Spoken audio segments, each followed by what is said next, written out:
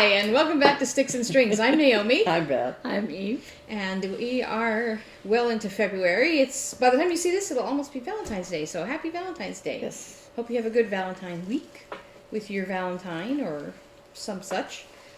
Galentine, At this Palentine. table, you're the only one with a I'm Valentine. sorry. I'm sorry. I sorry, get, not sorry. I get stuff for my son. There you go. But now he has his own Valentines. Yeah. Well, we hope you guys are having a good week. I'm going to go first today. Is that all right? Mm-hmm. First, I'm going to talk about this giant roll here in front of us. I can't wait to get my giant roll. This is a pattern. Oh, we talked about the jacket, the quilted jacket we're going to make. That it's the title of the pattern is the Tamarack jacket. Tamarack jacket. And so it's an online pattern. So I was able to go. They give you the options to print it on regular 8.5 by 11 and then tape it all together. Or they give you a file that's 36 by 54, I think is the size of this. I'm not going to unroll it, but it's the jacket pattern in a big roll, so I'm going to cut it apart and tell the pieces. I didn't check the scale. You said there's a scale thing on it? Mm-hmm. Yeah. It says this square should... Oh, when printed correctly, this square should measure 3 by 3. When printed correctly, this square should measure 5 centimeters by 5 centimeters. There's a little right here, a little scale thing, which I haven't measured, but I will. So I printed this at FedEx office. It was only, I think it's like $12, which is less than you were quoted at a different place. So anyway, that's exciting. I'm very excited because I'm almost done with Hannah's quilt. I have 1, 2, 3, 4, 5 more. I think it's horizontal now. I don't remember. Quilting lines to do, and then I think before I bind it, I'm trying to decide if I'm gonna stitch the edge with a zigzag on my other machine, because when I bound Dad's quilt, I had a lot of trouble with the top coming over when I always do machine binding, and so I sew it to the back and pull it around the front and then stitch on top. And when I did that, because of the width of the batting, the top curled under like that. So here's the binding, and the top should have stayed like this, but some of it curled under and poked out. So I don't want that to happen, and I don't want to fight with it. So I think I'm either going to sew the edge while it's in its current state and then trim it, or I'm going to trim it and then sew the edge. I don't know. What do you think I should do? Should I sew it first? But then if I sew it first and it's wonky, I can't trim it then. I still could. I'm trying to decide. What would you do? Because, so what I do when I trim the extra batting and backing off, I always use a ruler, and I always reference the edge of the top, the borders, so that I'm trying to make an actual straight edge of the border. And so maybe I'll trim it first. That's probably wise. And then just take a zigzag on the end. Little zigzag. And that way the sandwich will have a nice flat edge on it so that it won't get in the way of the binding. And so that's almost done. I hope to be finished over the weekend. I'm going to die if I'm not. And then I was doing Winter Crossstitch Camp, and I love to stitch. And look, I finished my bunny! Yay! So I don't get very many cross-stitch finishes, so we're celebrating this one. She's the only one of us three that's finished. Well, because it's a tiny, tiny, tiny, tiny, tiny pattern. So this is a Priscilla's Pocket. Yeah, Priscilla's Pocket Stoneware Bunny. And I don't know that I got it at the attic, and last time I was there, they had there's a Priscilla's Pocket stoneware kit that has flowers. No, it has a bunch of flower leafy kind of things. But they did not have any of the animals that I had, or the stoneware snowman that I have. Yeah, so I like this a lot, and fortunately I have that bunny. I have another pattern. So it came with with some trim.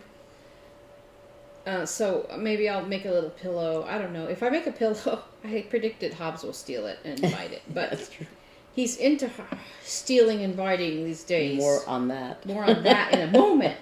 So because I finished that and I still want to do I Love to Stitch, which is stitching 30 minutes a day in the month of February, I was like, what am I going to do? Because the dyed fabric didn't come out to me so I could start the Christmas one. Yeah. It was too small. So, if you remember last week.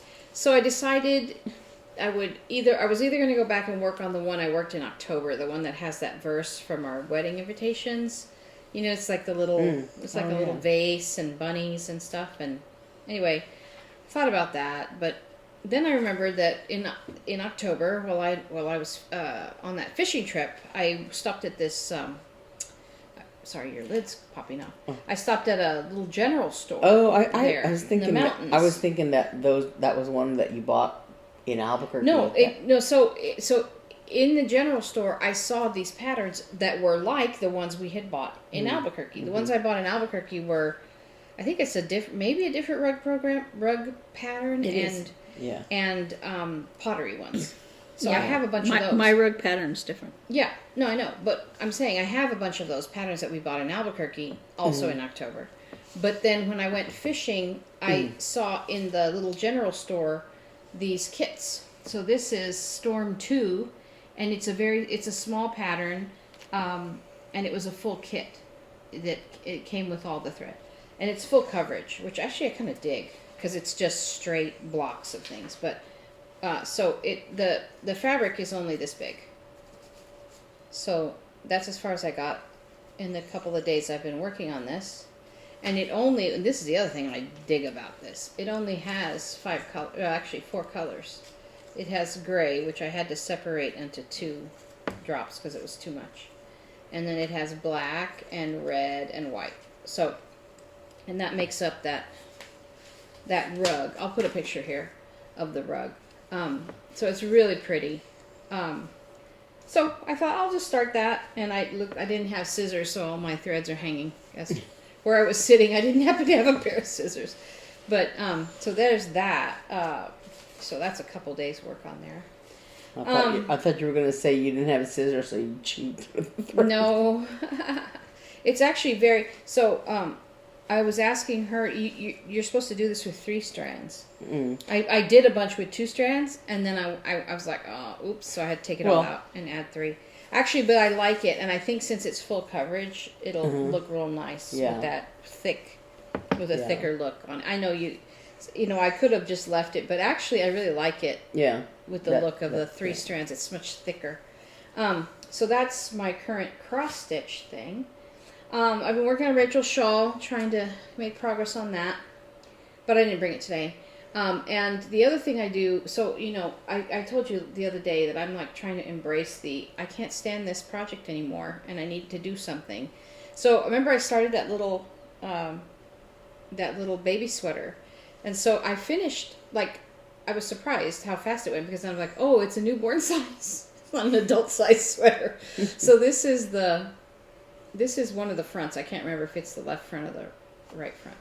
But it's a little triangle shape because it crisscrosses in front. And this is the little sleeve. Isn't that cute? And then this is, I don't totally understand the construction of this pattern yet, but this is the piece I made. And so, and the color is crocheted cast on here because I'm going to pick up this edge later. And this is also on a stitch holder here, so I'm going to pick these up also. So I don't totally understand. And then I started the second half, because that one went so fast. So this is I don't need to focus so much knitting. Like the shawl is, I have to focus on it with the pattern, row by row. This is a little bit more mindless knitting, which I like. I need. So there's that. And then this is partial project information and partial. I'll talk about that last. So then the other stuff I have here. Remember last week I talked about the violin bag I was going to make? So this is the fabric that Hannah and I chose. She chose it over video call, or pictures, I guess. but it's real pretty. And it is a polyester. And I talked about silk versus polyester, blah, blah, blah. But this is polyester. And if I decide to actually do full-on silk and spend the money, I want to know that, oops, this got wet. I want to know that I know how to make it before I waste money and fabric. Yeah. So, so this is, oh, I showed you the back side. This is the real print side. I was showing you the back, which is lighter. Mm. So isn't that pretty? So that's the one she wants for her violin bag. Very silky and pretty. And we'll fold that up later. But, and then on a whim, because I don't have a coaster here. Remember you didn't pull out your coasters. But you know the coasters I made for everybody for Christmas, I never made myself any, and so I decided that I would. Oops, it's an extra blade. Was in my craft bag, but I decided I would make some coasters for myself and share them with Hannah. So. This is one I got. Look at, oh, thanks. Oh, sorry. Every week. This is what, look at this. It says, follow your dreams, be brave little one. What is that for? Wild and I'm sorry, free. I was looking for a coaster. I didn't. I'm going to make coasters. Oh. I'm going to make coasters for myself and for Hannah. Mm. It says, stay clever. You are, what? You are our greatest adventure. You are our greatest adventure. Be brave, little one. I love these. So I don't know how I'm going to make them into, because I don't know if there's like I guess it's like a large square. You can make a mug rug instead. They're bigger. See this, like from this arrow to this dog here, and this deer up to here is like one panel, if you will. I think I have enough. Yeah, so that, and then I didn't notice that before, with this on the back, this little black white flower. And so that's just 5 fat quarters I bought. And then this one, I didn't open it up, but this one and this to back it, it's avocado toast with an egg on it. Which is Hannah to a T. But what's that, strawberries? That's wrong. That's wrong. No strawberries. But anyway. And then this leaf pattern to go on the back. In the back. That's cute. Yeah. So I thought, I'll just make those. Yeah. Oh, the violin bag. So I was talking last week about I got charms to put on the ends of the poles to cinch it shut. And I'll put a picture here. But these little, they remind me of... Lord of the Rings or something. They're little trees. The Tree of Gondor. Yeah, the Tree of Gondor and these little medallions. They're real pretty. Thought they looked sophisticated and violin-y. So there's that. And then for Eli's sweater, I talked about you know what? I will save the story for the story time. But I talked about wanting to put in the pattern calls for putting in a stabilizer in the collar, and I bought hem tape and I went ahead and sewed that in, so the collar is not going to stretch. And I actually had a hard time. I tried to sew it flat on the table, and I sewed one side of the hem tape flat on the table, and then I realized I have a dress form. So I put the sweater inside out on the dress form and put this right around the neck, and I was able to stitch it up on the dress form and give it a good flat sew that way. So that's nice, because now this collar won't stretch out. And now, the cup's in the way. Now I need to put in the zipper here in that hole, and I am preparing it according to the directions on the pattern, which I'll put up a close-up photo here. But she has you use one of this little tool called what does she call it? It's like for snags. Oh, it's a snag picket. I can't remember what it's called, but yeah. So it's like a tiny little latch hook, and I'll put a photo of this too.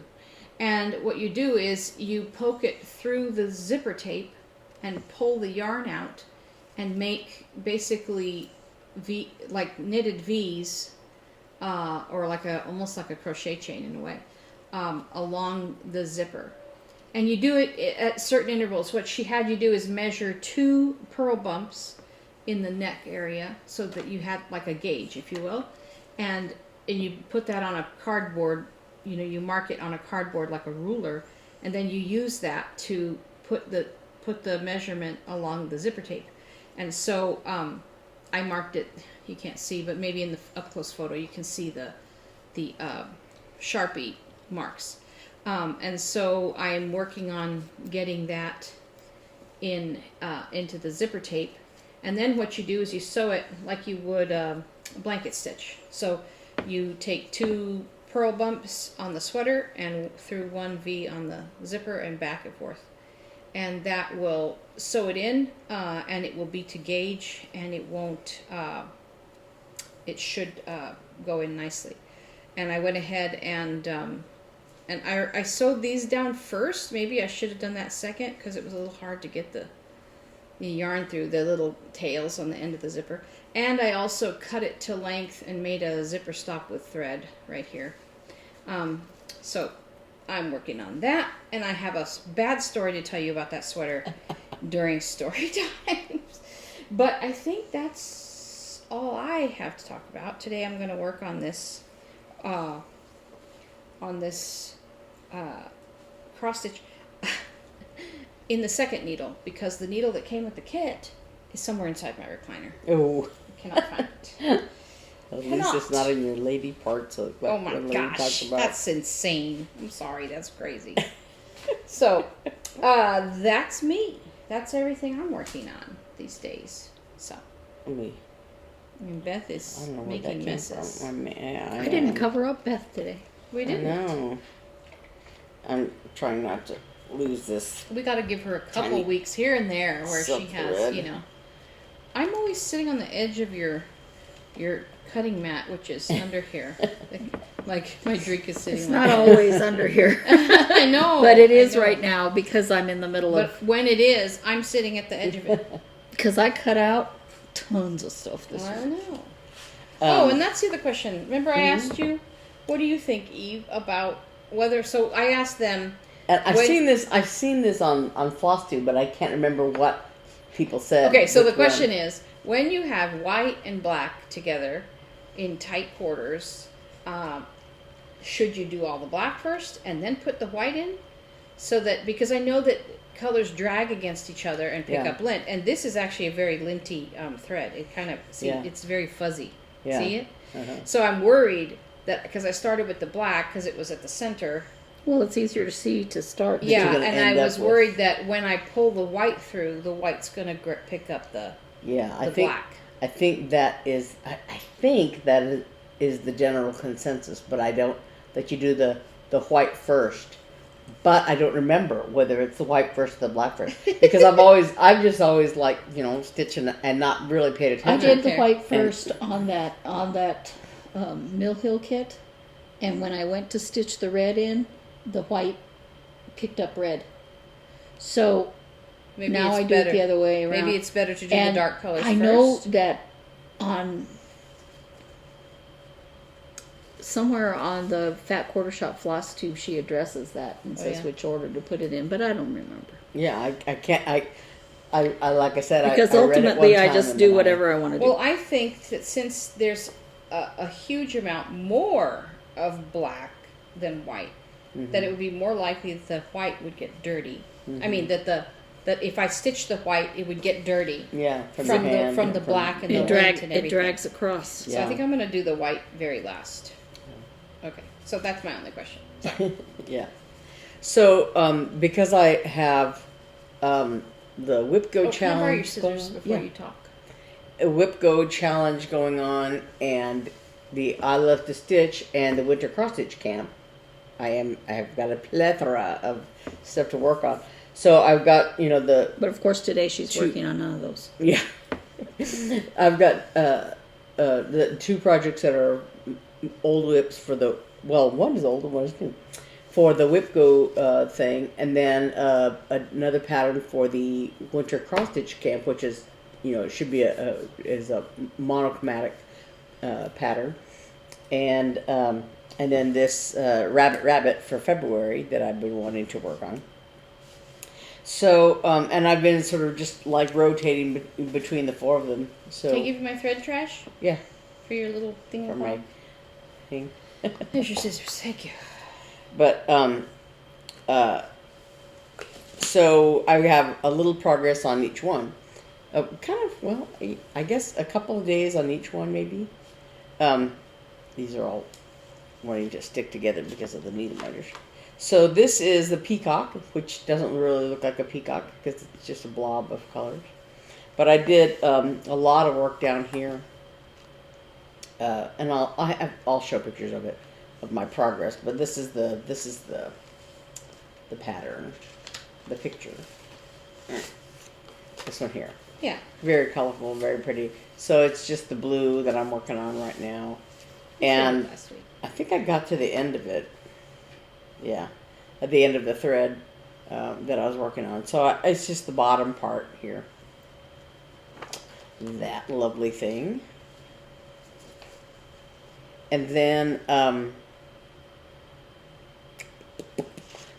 this is the monochromatic piece that I'm working on for Winter Crossstitch Camp, and I was working on the frame.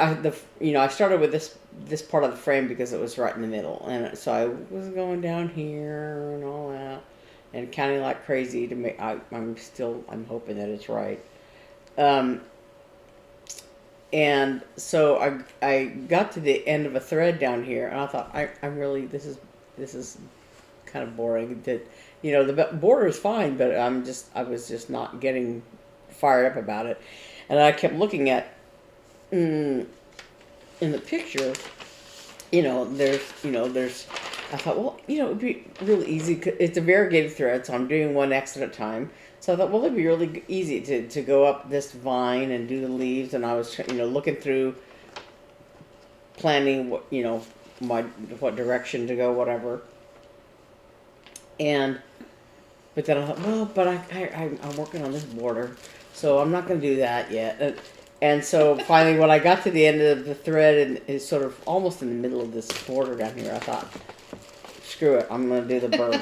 So I started, because this was really easy to count to get right. So I started on this. You can't be both a color completist and a motive stitcher at the same time. You have to.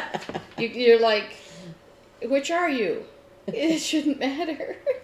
But so I started on this little bird's tail here, and so that's going along.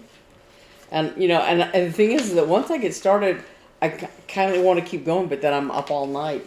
So as a matter of fact, I was up late last night doing this. So this is another Whipco project.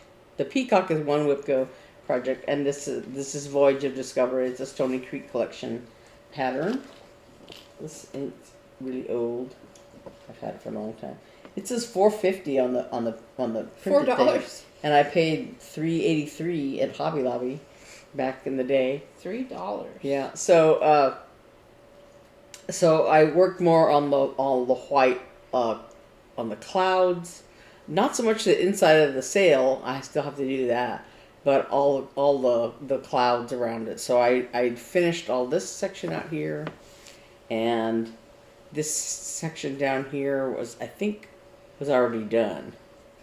Then this section up here above the sail, and then and the top of this sail here, and this above the pennant was the area that I was working on last night and early this morning, and I realized that I had done the red on this pennant, I don't know, last time I worked on it, back in last May or the year before, I don't remember. But so I had worked on it, and then when I was stitching up this cloud back there, I thought, wait, that's not long enough. Wait, this is supposed to be, and I realized that in the pennant, I made a mistake, and I thought, well, I'm not gonna take that all out because it's two different colors, and it's, I'd have to. It's just too much stitching. It's like it's not really going to make any difference because it's just a cloud and it's not connected to anything. And Be free, Beth. yes. Be free. So yeah, so I thought I ain't gonna do that. But so now I'm working on So this is the and I was reading this again and again because somebody had mentioned, when you're doing half stitches, do you do the upper half or the lower half of the X? Because when you're finishing, if say you're, like I do, my upper cross is, like upper left to lower right, that, and so all your half stitches are really supposed to be the same as your upper leg of your cross stitches, right? And I guess I've done some half stitches before, I think, but I've always done them the lower half of the X the other way. So like my half stitches go this way and my finished stitches go that way. Oh. So I was somebody, Mary Rose of Stitch Bush Corner was talking about that, and then I was looking at the instructions on here, and I think it says something to that effect also, and I was like, oh, well, that kind of makes sense, but I haven't gotten to that part yet because there's a lot of it that's Oh, you mean when you leave just one leg of a cross stitch? Yeah. You don't mean like because I always thought that was one leg and a piece that went like this. That's a different stitch. That's a three-quarter. Three-quarter stitch. I see. Yeah. But I, on the whale and light bulb, I stitched them the way you were saying, this way. Mm-hmm. And I was looking at the pattern after I had stitched all that, and I realized I should have put them the other way. Mm-hmm. I mean, I should have stitched them this way, and I stitched them this way. Yeah. Or something like that. And I went, I think those are supposed to go the other way. I don't care. Yeah.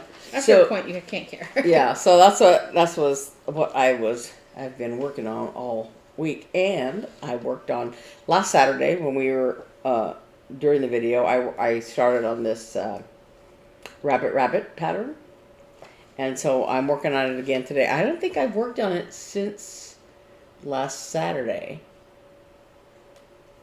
Maybe I think I continued to work on it on Saturday. But so I've got a little bunny, and today and just now did the rest of this little stem because I hadn't done it because it was I didn't want to count that far and accidentally mess it up or anything because I still had to do all these little hearts.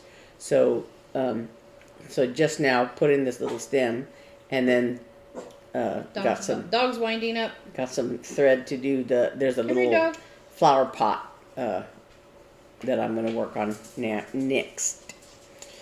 Hey, doggy. And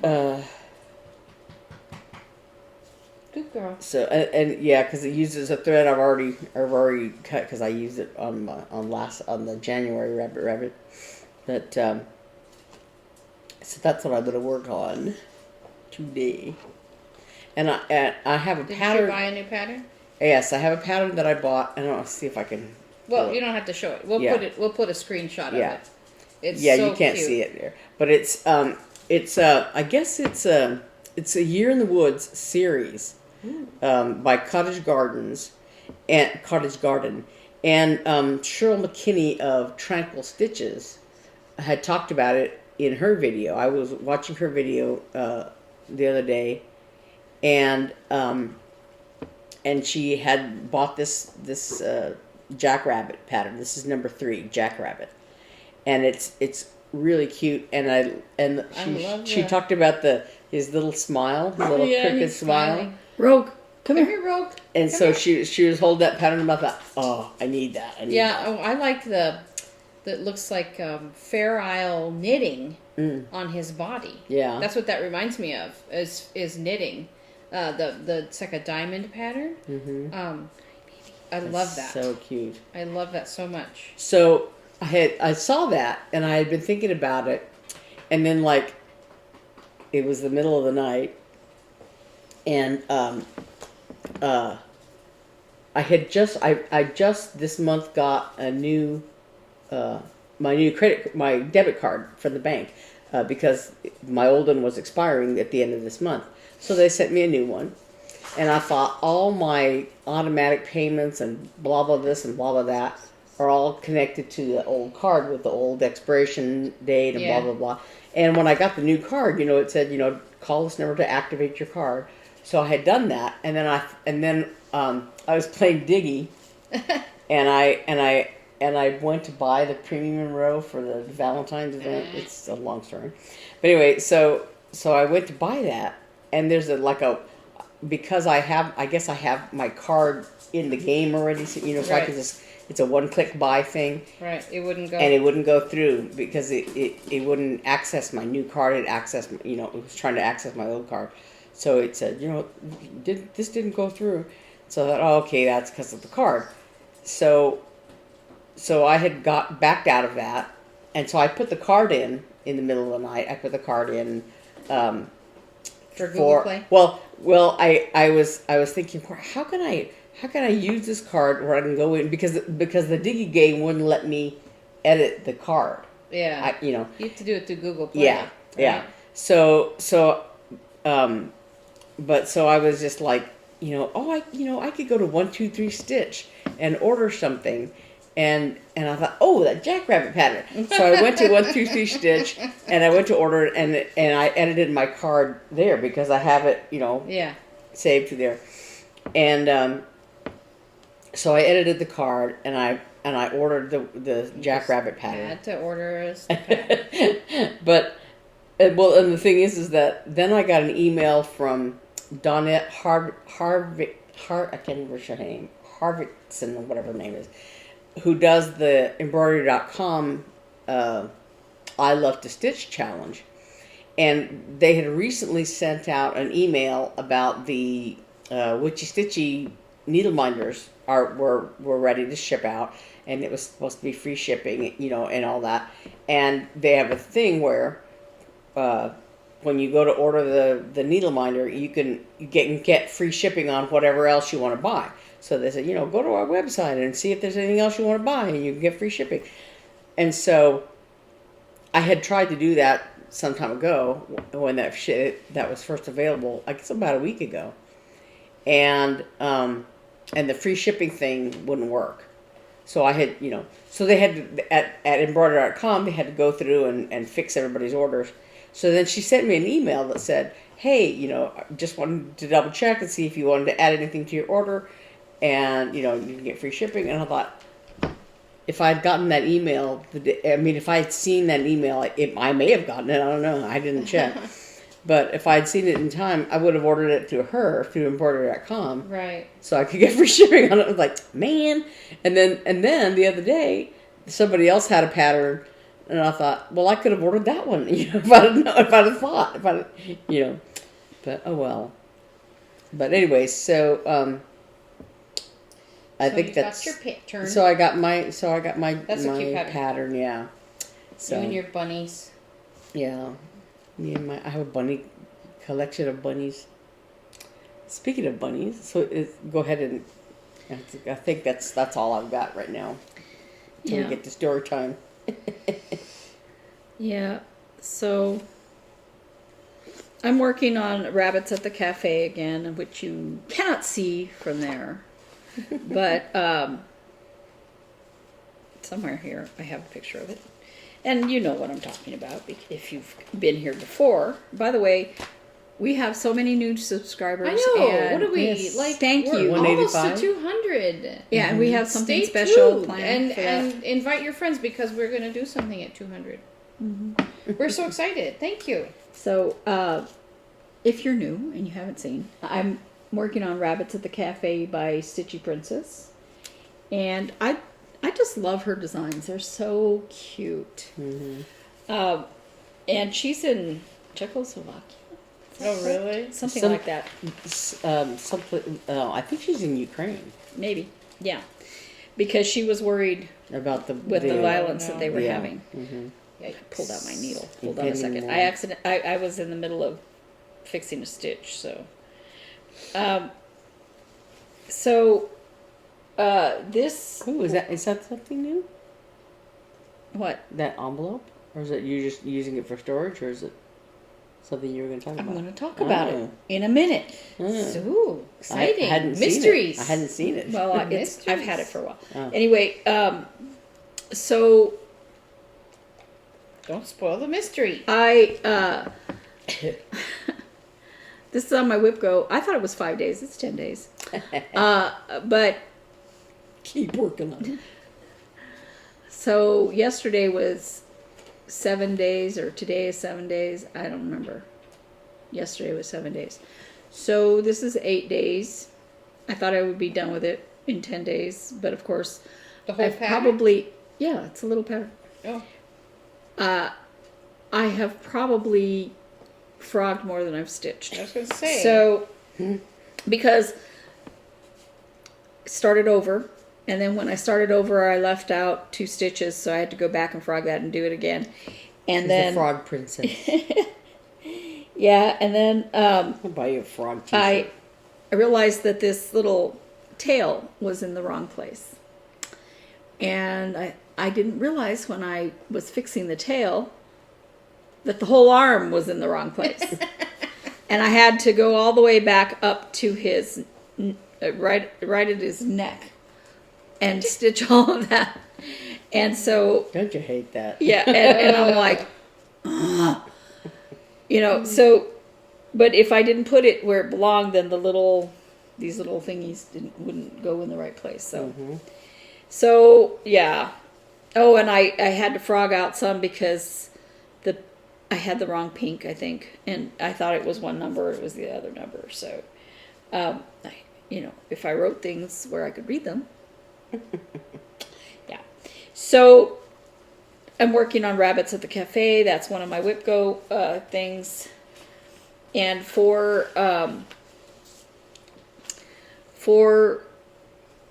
my Winter Crossstitch Camp and my seasonal berry sal, I am working on spring berries, Erica Michaels, and I plan to do them all. But for Winter Crossstitch Camp, I'm doing spring. So I've got the word spring in, and this little motif. And as I was working on the word spring,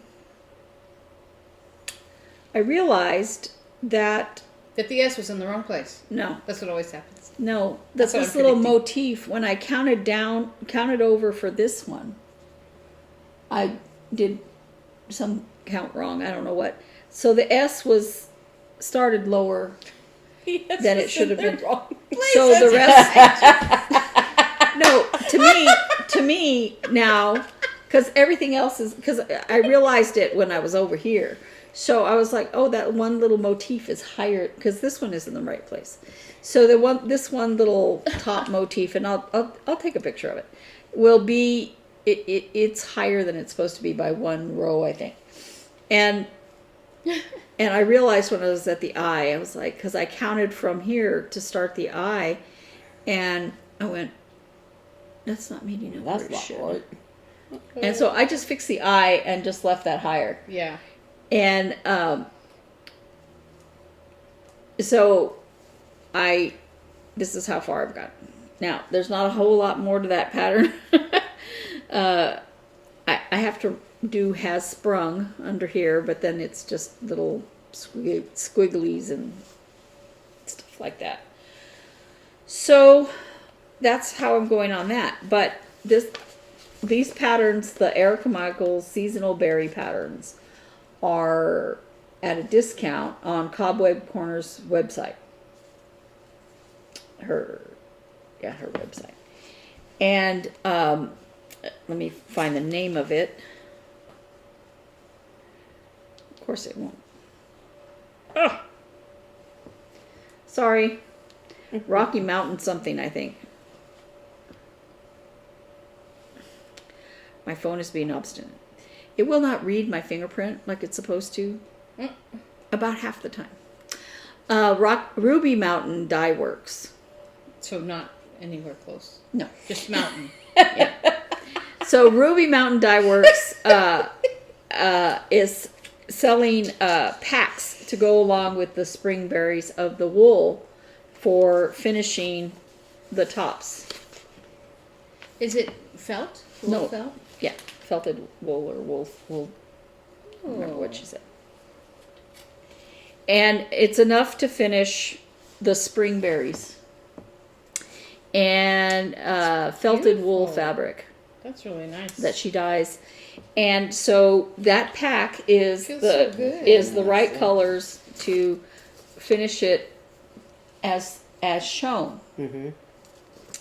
So these berries have some little pins by Just Another Button Company, I believe. So when I did this berry, and this is another Erica Michaels pattern. This is Holly Jolly Christmas, and it's 2 berries and I can't remember what it's called, but I think she says box. I don't know. And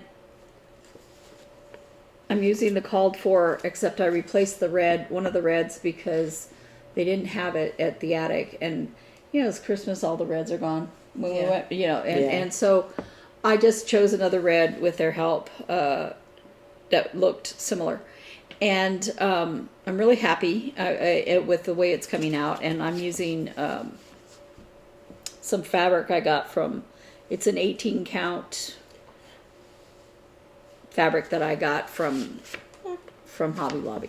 Anyway, I'm very, very happy with the finished pattern, and I was like, okay, I bought and they've been in this little envelope since they came. I bought the little pins, the little buttons and stuff that were supposed to go on top of them. Oh yeah, I remember that. Okay. So now I need to get these little pins for the top of the, I'll take pictures of everything. I might have pictures of everything.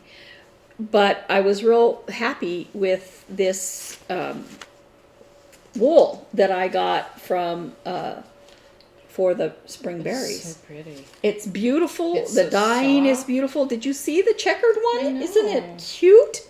Okay, so, and there's a texture in the brown. You see it? Oh, nice. Yeah. I'll spread them out. Take a It's picture. really beautiful.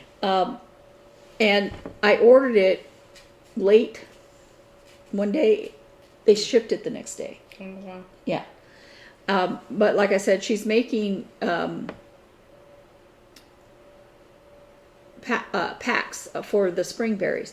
But I am going to go back there and find the wool to finish these. Because I'm like, I love the pattern so much. And I don't know that I like that color that's printed right here. No, I want to match that a little bit better, I think. But because here on this side it looks darker. Does it give you a little pattern for that flower? Yeah. Oh, Yeah, nice. there's a little template. Yeah, and I'm gonna do what one person on Helen D's. Helen D is the one that's doing the berry sal. And I'm gonna. One person suggested going and buying the quilting. How they have that thin mylar like stuff for making templates and stuff. Anyway, I'm going to make my templates because they're pretty much all the same. I'm going to make my templates out of that. Something, if I'm going to do a lot of them, I want to, Yeah. Because I also have a kitty cat one. I think I mentioned last week. Oh, yeah. And I have I want to get the dog one. Berries. So I have the cat berries. It's a cat and a pillow, I think. And the dog one, life is better with a cat, meow, and life is better with a dog. Do you have both in here? They need to both be represented. So I am going to get all the finishing stuff for that. And no, those aren't new patterns. However, Coach. I love that wool. That's so beautiful. Isn't it beautiful? I was just so pleased. I was like, okay, now I got to get that for everything. And I just kind of went, well, it's already cut. I don't have to go searching for the right colors. Right. Perfect. And I try to get what what is suggested, when I can, if it's something I agree with. And here in Phoenix, a lot of stuff is available locally. And the attic does stock some of these things, like the pins and stuff like that. But I went ahead and ordered it, and I was so happy. And that was not expensive. That was like $13 or something like that. And the felt pack. Yeah, and when you consider it's cut where you can get like 2 little tops or whatever, and it's pretty decent size for making these. You can use it for pattern backs too, like if you wanted to put like a felt like that, one of those backgrounds on something like this. Yeah, that's nice. It's a nice size, right? And so I was really, really pleased with that. And Kathy, Hands On Design. Her anniversary pattern, I downloaded it. Isn't it cute? Yeah. Oh, yeah. You showed me that. Yeah. So this is free, and I just downloaded it from her website. I don't know that I'm going to get the rickrack. I don't even know that I'm going to finish it as a little pillow, because I don't know how many little pillows I can have. But well, they're good for gifts. Always too. One more, right? Right. But remember how last week I went on and on about not wanting to buy any more patterns and all that. Well, famous Sable, but you still have to be Sable for everyone. That's what we titled last week's secret. So a while back on Stitchy Floss Tube, Rachel from she lives in England. She was one of her sals. One of her sals was a book club sal, and she showed it on a whip parade or something. I don't remember, but she was talking about it. I subscribed to her channel. I love her patterns. She's working on these huge Snoopy Afghan and this giant panel thing of ABC. She does a lot of her stuff for her kids. She searched out Snoopy and Peanuts stuff on Etsy, because I mean the patterns are out of print. Yeah. And so she found a lot of these on Etsy. So it's beautiful, and she's like using 5 strands of floss on this thing. She goes, it eats the floss. and so she did this book club pattern she was working on, and I can't remember right now which book it was. I said to her, it's really cool, Stitchy Book Club. I haven't heard of that. And she's like, you should do it. And she enabled you. And then on her latest floss tube, she showed the welcome. So wait, what is a Stitchy Book Club? You have to explain that. So Stitching Book Club is you get the pattern. It's a mystery pattern, and you get it in, this is only going to be 3 weeks, so it's not a huge pattern, and it's not a very big book. Here's the book.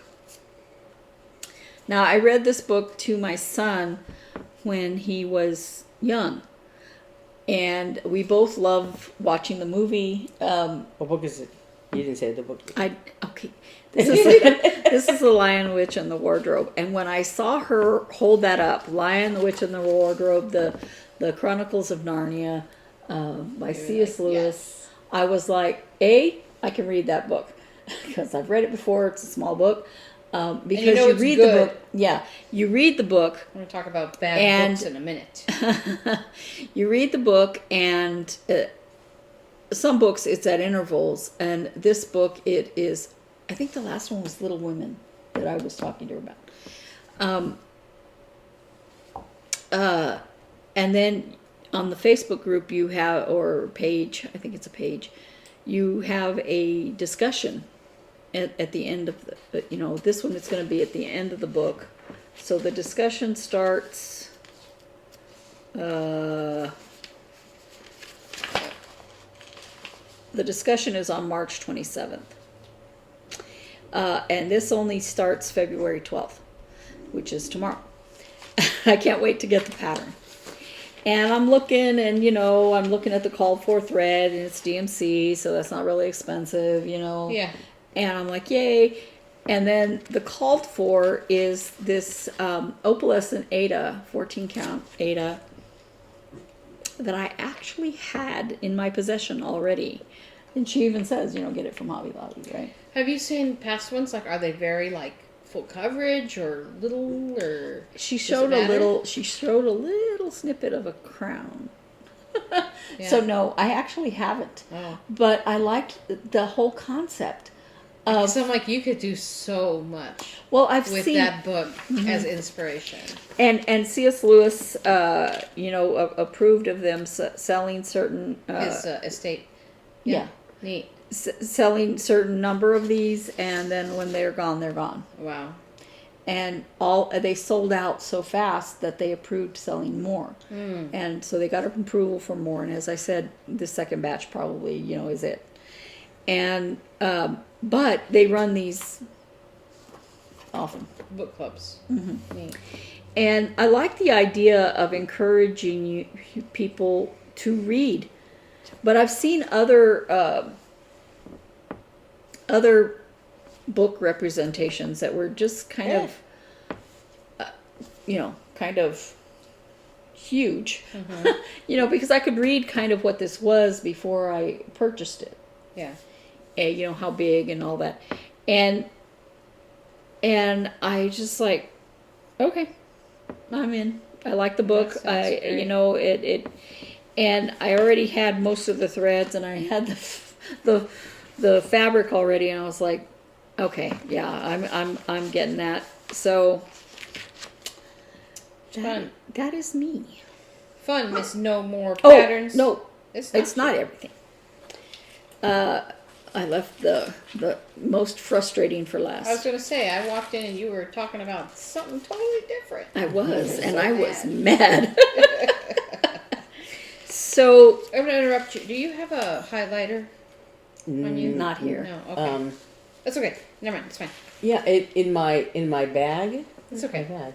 There's colored pencils in there. Okay. I'll get it later. So as I told you last week, this is my other WhipGo project for this month, and this is Calico Cats.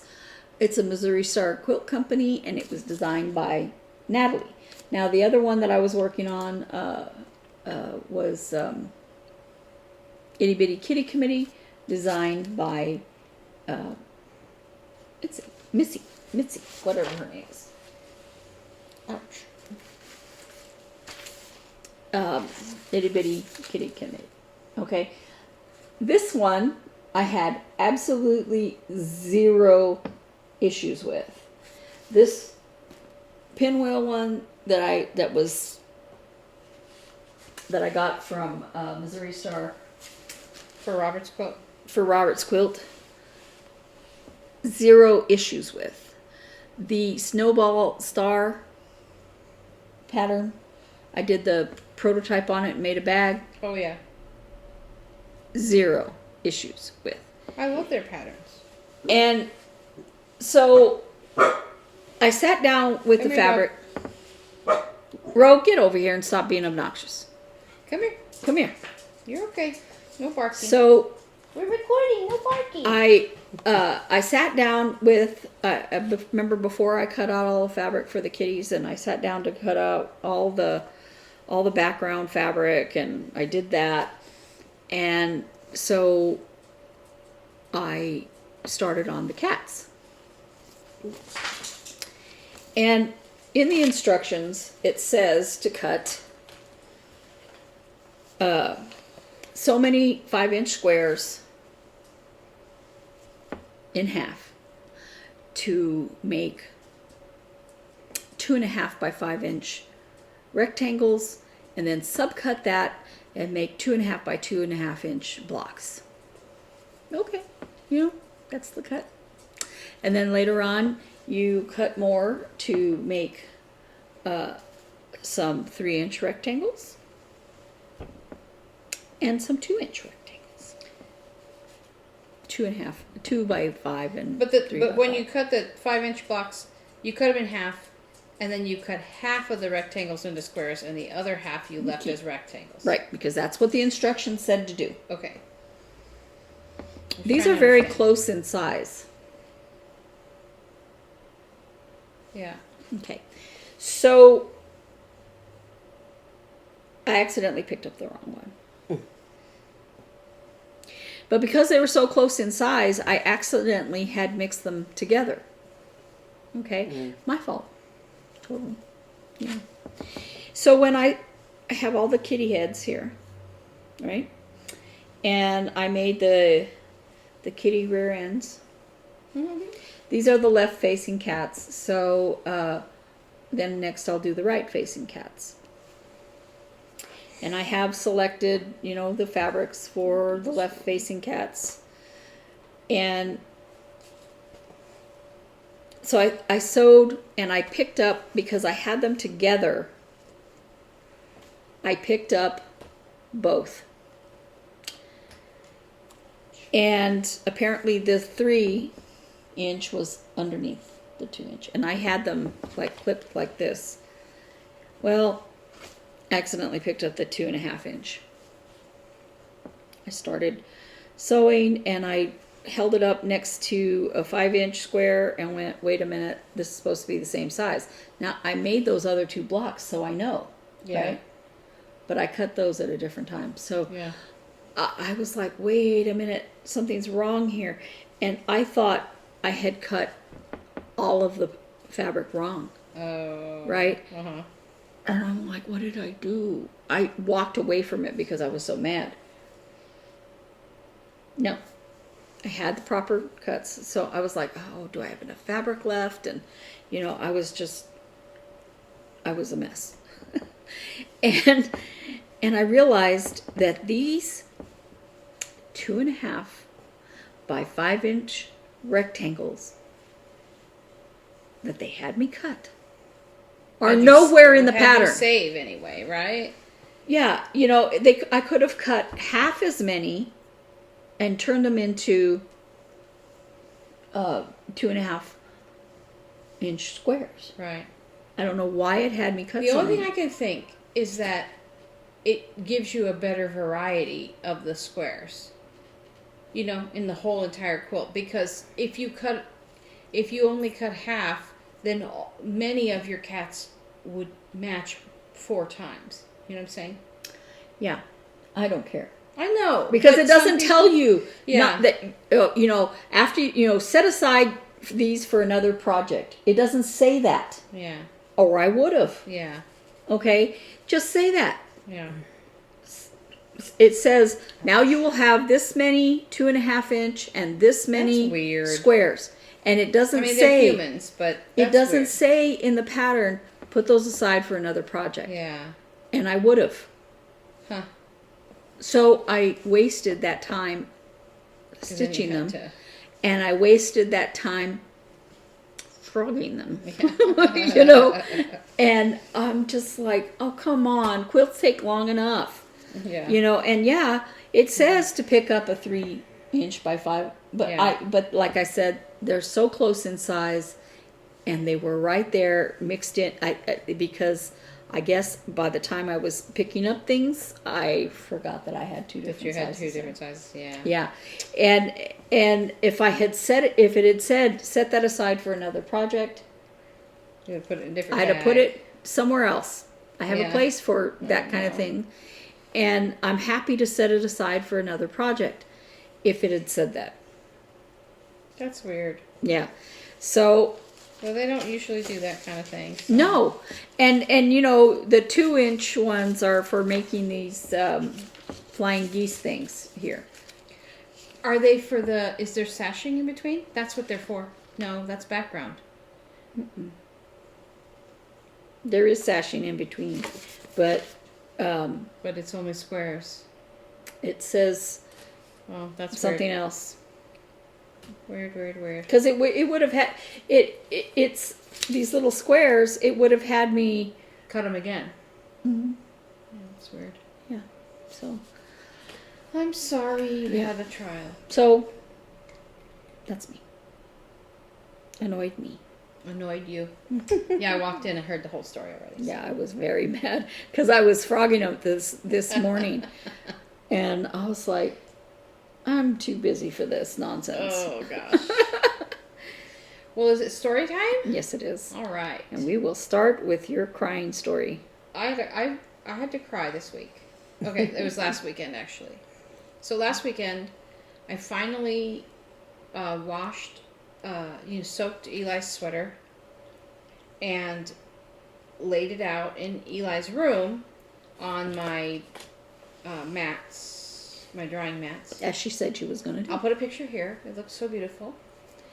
And I did not photograph what happened later because I was so upset. So my son said, I want to come home. So we actually went up to Phoenix and got him, and he came home.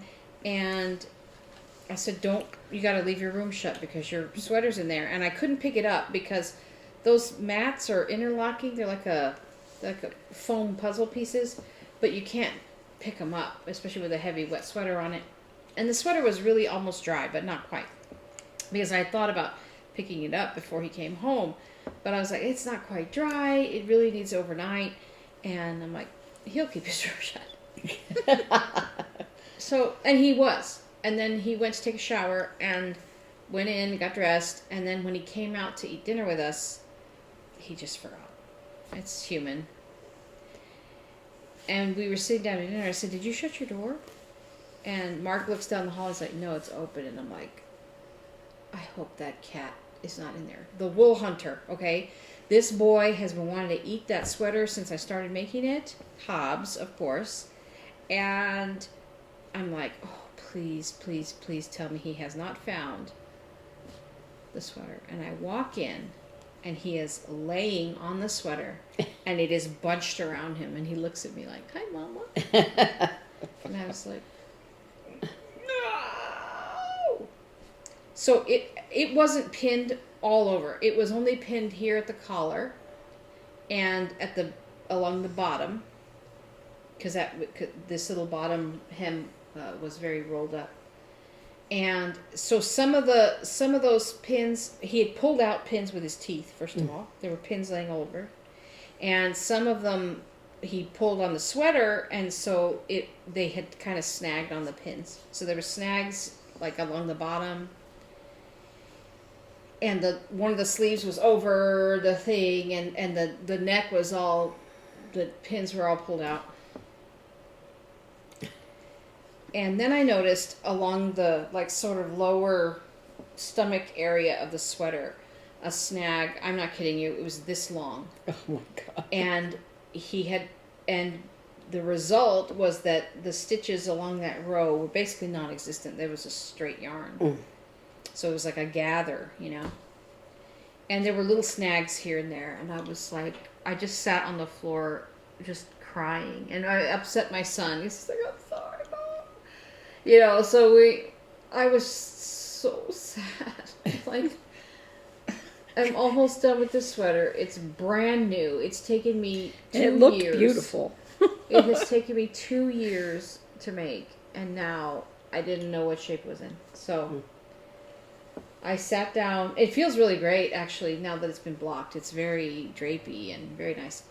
So I sat down in my chair with a double-pointed needle, and I just teased out the stitches and evened out the big snag, and I fixed the other ones, mostly just by, like you can pull snags out that way, kind of stretching the knit. And that one long one, I very painstakingly started at the center and worked the little snags out till they evened out, and you can't tell where it is anymore. So I was like, it's okay, I fixed it. No more tears. There's still a couple snags along the bottom I haven't figured out yet, but anyway. So okay. So then, I don't know what day it was, just a couple of days ago.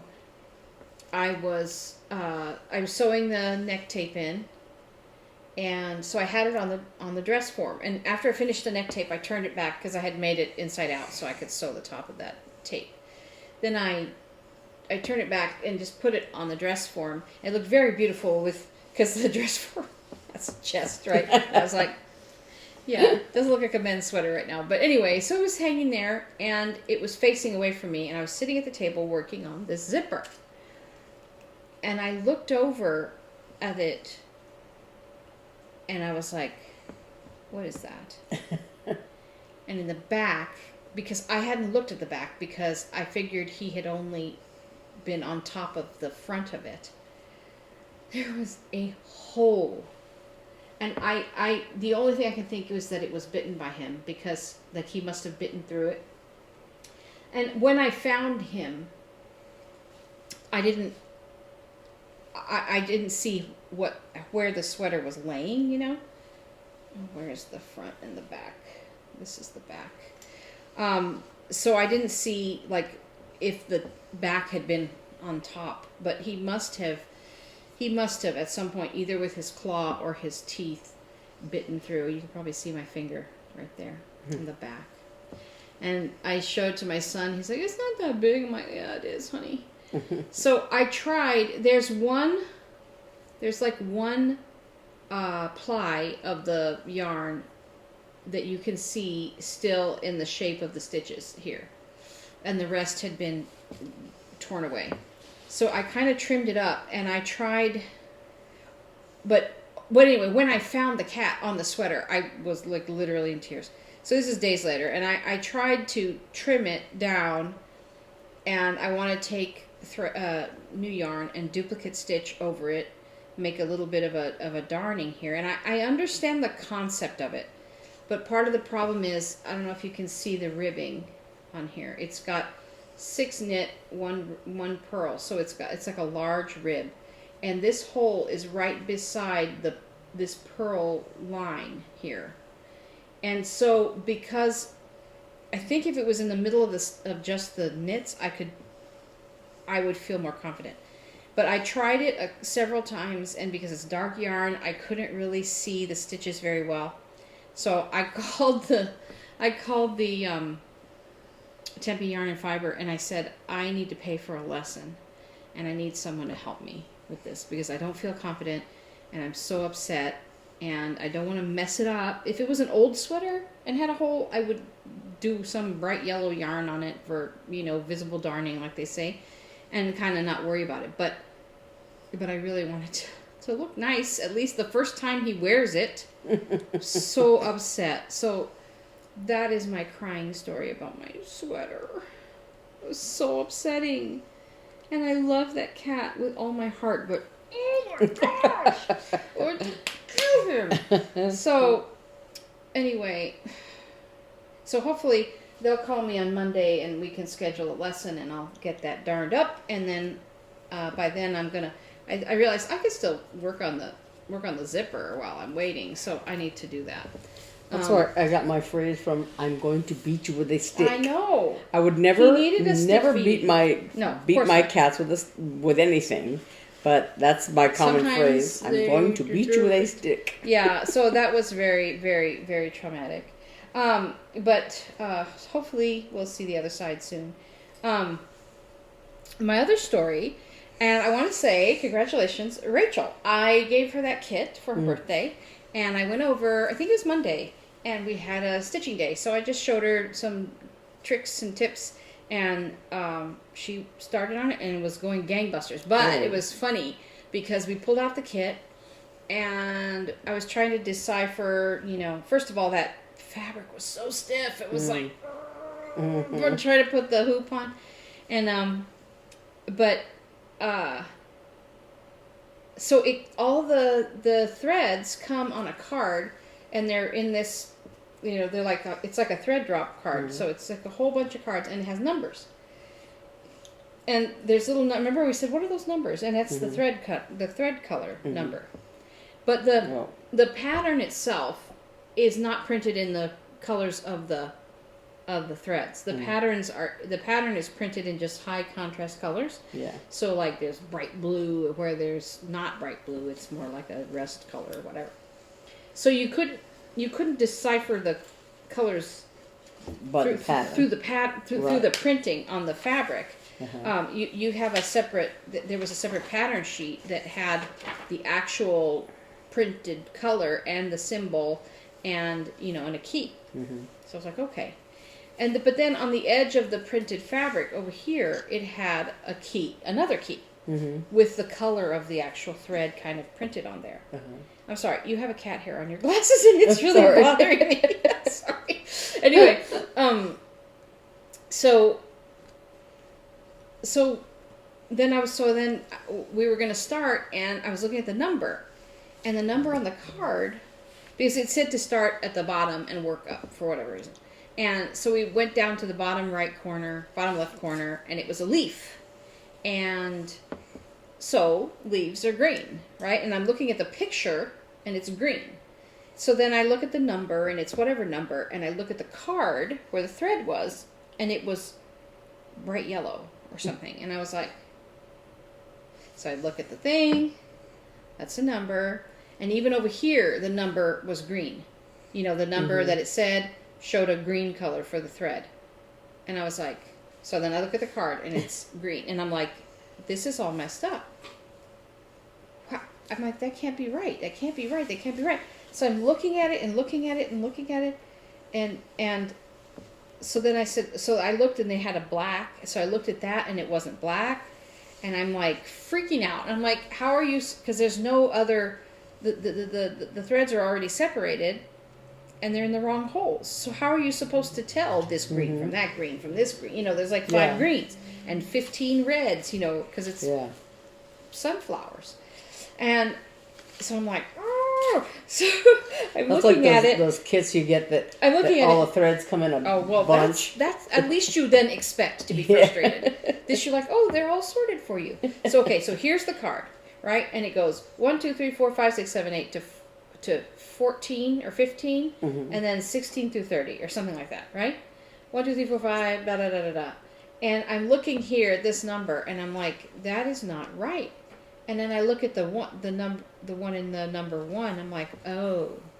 So whoever put the kit together in whatever country it was put together in, put it together like this. Yeah. It was exactly turned the wrong way. Like I'm thinking, these poor women probably getting the card, putting the threads in, pass it, getting the card, put the threads in, and one card came through like that. That's the only thing I can think. So I took a Sharpie and put the right numbers. After that, but she's doing such a great job. She sent me some update pictures. She's going gangbusters. Good. That's awesome. Yeah, so good job, Rachel. So that was a funny thing. And so we talked about other stories, but I have a minor story from last night. Oh yeah. So yesterday I had a headache all day long. Me too. Drove Eli over To town with a headache, right? Yeah. That's the worst. And I thought it was because I hadn't eaten, and so we went to eat, and I still had a headache. And I ended up doing a skip day for I Love to Stitch, because I kept thinking something, I used a hot thing on my neck, all this other stuff that usually makes it better. Uh-huh. And maybe it was because I was angry about the cats. Anyway, so I told Dad, I can't even contemplate cooking anything. I can't, I'm barely able to keep this eye open, And so we ordered DoorDash. Oh no. From Taco Bell. Another DoorDash problem? No, it wasn't a DoorDash problem. Oh. So we got DoorDash last night, and I told Mark, it's like reverse Halloween. The doorbell rings, and you open it, and you get something. So that was funny. So the Dasher calls me from Taco Bell, because I ordered a drink for Beth and a drink for myself, right? Uh-huh. My dad likes water, so, So he calls me from there, and he says, because he was waiting for the order to be done. 6, 7, he says, 8, they don't have 9. any soft drinks. I said, what do you mean they don't have any soft drinks? And he goes, none. He said, they could offer you orange juice or tea. What? I don't want tea that's been there all day long. Because I know they make it in the morning. I know because I used to work at one of those places. I don't want tea that's been sitting there all day. And orange juice with my Taco Bell? No, thank you. And I said, I don't want any drinks. He said, well, they said they'd give you some coupons. I said, they better be darn good coupons. So they said... That's nice of him to call you, though, instead of like the other guy who just left the drinks off and, oh, well, it's your problem. Yeah. So... 2, 3. He comes and he leaves it, and I scared him when I opened the door because you followed him. And I thought he had already left it, but I opened the door and he goes, ah! And I said, thanks for calling me about that. I said, I know what happened with the drinks. I said, that is just so weird, but I know what happened. They close at 8 now. They have problems with staffing. Your Taco Bell closes really early. Yeah, because they have a problem with staffing. The one over by me is open super late, by the way. Yeah. Most of them are. But, this is a hoity-toity neighborhood. These guys don't need to work. Anyway. That's not fair. But anyway. That's not fair. I'm just... So,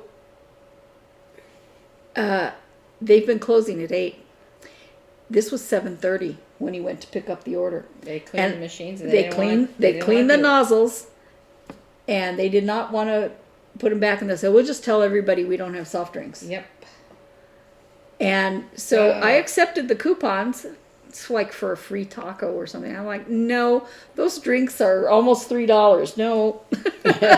And so I put it on DoorDash and got credit for it, for the drinks. But I was like, 4, 5, seriously? 6, don't, 2, 3, if you're open 4, until 5, 6. 8, everything has to be up and running until 8. Well, because I bet you if I went this morning, it would have been, soft drinks ready. Mm-hmm. Well, so I remember when a long time ago, for Tim's birthday, we went to eat at some restaurant. I don't know. It was a steak place. Yeah. And we went late because Tim had a gig or he had to work or something. And so... But they were still open. But they were still open. And, it was like that where, like they closed at 9 and we went at 8 or something like that. But they were still open. And so we went in and the door was, open and everything. And we went in and we sat down to eat, to order or whatever. And while we were waiting, they had workers in there vacuuming the carpets all around us, and then we wanted to order some stuff, and they were saying, oh well, the grill is shut down or something like that, and my brother was like, if you're gonna close early, just lock the door. Yeah, turn the lights off. Yeah, there's no point in being open till 9 and then half your stuff isn't ready and you've got people vacuuming the carpet around the customers. Yeah. And I worked for McDonald's, and I know how tempting it is to start closing things down early. And there's some things you can close down early. Yeah. But soft drinks? Don't be closing your shake machine and your ice cream machine early. And McDonald's got in trouble for the ice cream machine annoying thing. And there's certain things that it's like, I know you want to go home, but that's supposed to be available until the end of the day. We had one job. Yeah. And I remember some managers that would let them, take things apart early. That's why I know what it was. And I was like, if they'd given me coupons for, a free Cravings box or something, okay. Yeah. I wouldn't have said anything to DoorDash. Right. But, yeah, you know what? You're not giving me any drinks with my order. And when I ordered drinks, you don't know that I have sodas here. And, I have sodas here. But you don't know that. Yeah. And I already didn't order, how they offer you to, that you can order stuff from someplace else? Yeah. Yeah. One time I did that with somebody. I ordered, I had them pick up drinks at Walgreens. Oh, yeah. I don't remember. We didn't have any sodas in the house, and I don't remember why whatever I was ordering didn't have sodas. But, yeah, so that was kind of annoying. Oh, What else? We had... Well, well, okay. Big story. Eve lost Beth this week. Yeah, I did. I got lost, yeah. I get a call. Have you heard from Beth? I dropped her off, and she's not where I dropped her off. Well, before that, though, I have a Band-Aid on my finger because I'm always hurting my fingers. You know, several months ago, I smashed this finger in the door, and at one point I had a Band-Aid on there because the smashed part of the nail started to come off, you know, as it grew out, you know, and so it was, you know, like down to the quick or whatever, and so I had the Band-Aid over it to sort of keep that part of the nail, broken part of the nail, from snagging and coming off and falling, whatever. And so, but I couldn't stitch with the Band-Aid on because, you know, this is, you know, I use this finger all the time, and the thread would get stuck on the Band-Aid and all that. The current. So then this one, so I had, you know, this problem. So this finger, fortunately, the Band-Aid is not as on a crucial finger, but I have it on there not because my finger is really injured, but because it's almost injured.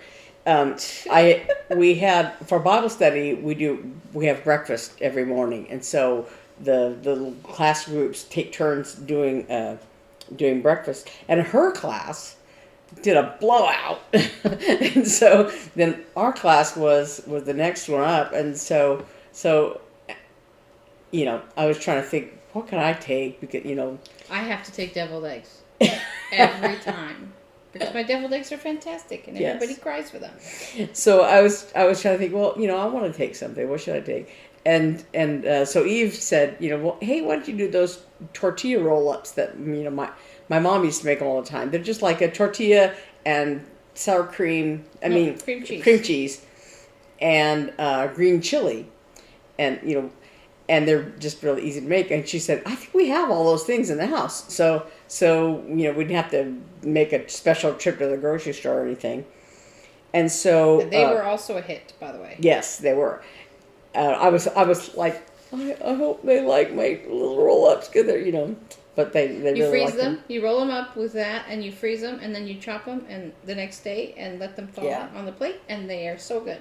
So I had rolled them up, wrapped them in foil, put them in the freezer, and I got up early in the morning so I could chop them so they could have time to thaw before we ate.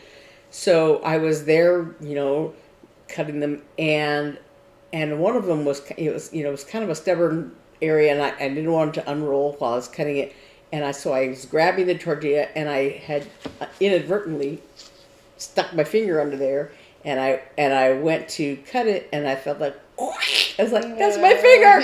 And fortunately, it's just the nail, but it's below the quick, so I can't like just trim off the broken part of my nail. And so I had it, you know, with the Band-Aid covering it just to keep the nail on there, and but then like the other day I had taken the Band-Aid off, because every time I wash my hands, you know, there's cheapy Band-Aids and they just come off.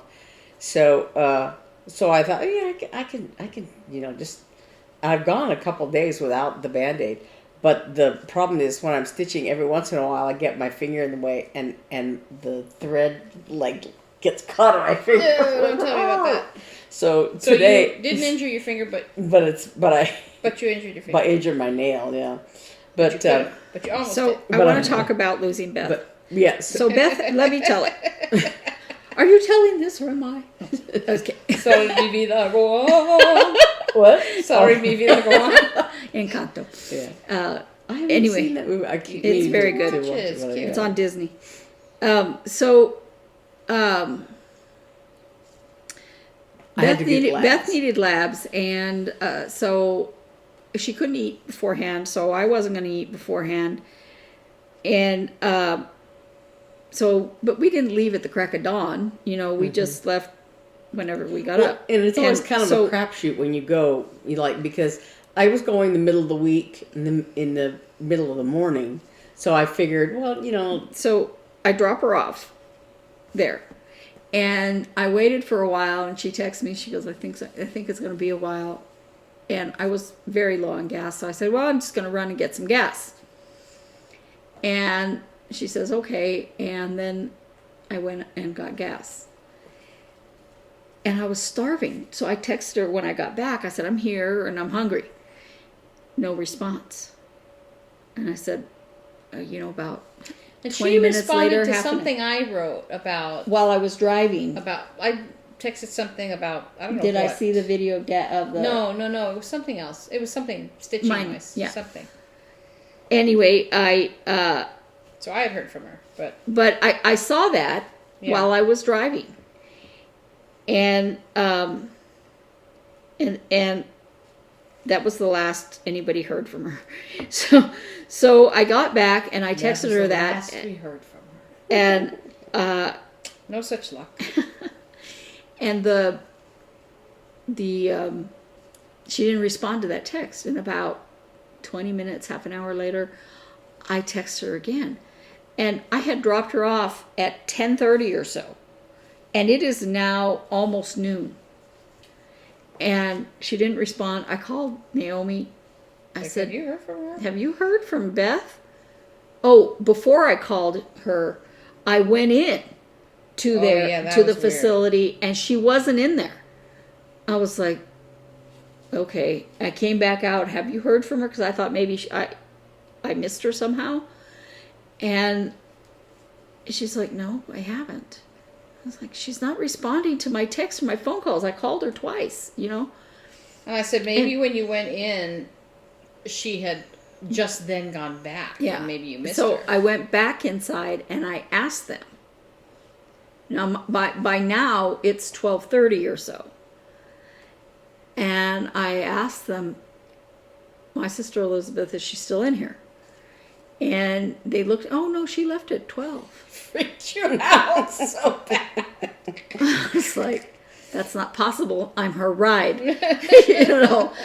And I was like, and I had just walked in. I didn't see her. Yeah, now like this lab has 2 doors. Where was this? Labco. There's an outside door that goes directly into the lobby, and then when you're outside the building, it goes directly into the LabCorp lobby. And then there's a door here that goes into the lobby of the building. Oh, yeah. And I was going in and out the building one, not the lobby one. Not the lobby one. And I was like, did she collapse from hunger? What the heck is going on? Because, I thought maybe she went to the bathroom and collapsed from hunger because... or any other reason. Yeah, for any other reason, yeah. And I'm like, ah! And I walk out the door and she's sitting... She's sitting on the planter outside. I was like, oh. So because I told you, call me when you get there, because call me when you find her. Because I'm like, where the heck is she? So we just passed each other. Yeah. So what happened when I got there? I went in and it was very full. The inside lobby was very full, and I went in and checked in, and they have they're like. They have like an option where, like they said, it says at the end of when you check in, it says, sit where you're comfortable and we'll text you when it's your turn or whatever. And so there was no place to sit in the inside lobby. So I'll just sit out there. In the outer lobby, there were plenty of places to sit. And so I went to the outer lobby. But then the girl, when you go there, of course you check in at the kiosk, whatever, and then they call you to the window and you give them your paperwork, and then you wait until they call you back. So I was sitting out there, and the girl at the window that was calling, patients up, she was like going, and I was like, I cannot understand a word she's saying. Everybody's wearing a mask, and so it's like, and her voice was very high, and she had some kind of accent. I don't know where, So I really could not understand her at all. And I'm single side deaf, because of my brain surgery. So I thought, I really can't hear what she's saying, and there's so many people. I don't want to be, to miss when they call me. So I went inside, and I was standing, leaning against the door for a long time. Standing there. And finally, and there were a lot of old people because it's the middle of the day. So people who had, jobs, whatever, a lot of them were not there. People who had left, for work or whatever. But there was just a lot of people. And I heard them say, actually, that even for people with appointments, they were running like an hour and a half behind. So it's like, oh my God. So anyway, I eventually had a chance to sit down. And then they eventually called me up. to the window, and then they called me back.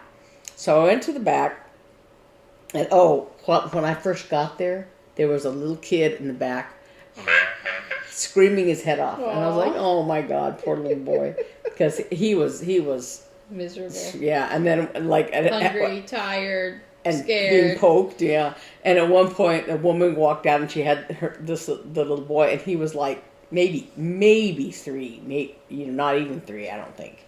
And she was carrying him, and he was like going. One time I was waiting at a lab like that, and there was a little kid that came out with his mom. He's crying, and he goes, "I didn't want that to happen." Oh, but so I always think about that kid. So they called me back right away after I had got up to do my paperwork. They called me back pretty quickly, and so I went back there, and the girl that took me back, she took another guy and me kind of at the same time, and so she said, to the man, you're going to be in this room, and she told me we're going to go to that room down there. So I went in. So she went to check that other guy, make sure he was okay, and then she came in to my room, and she was trying to verify, and pulled me up, whatever, and the computer wouldn't work.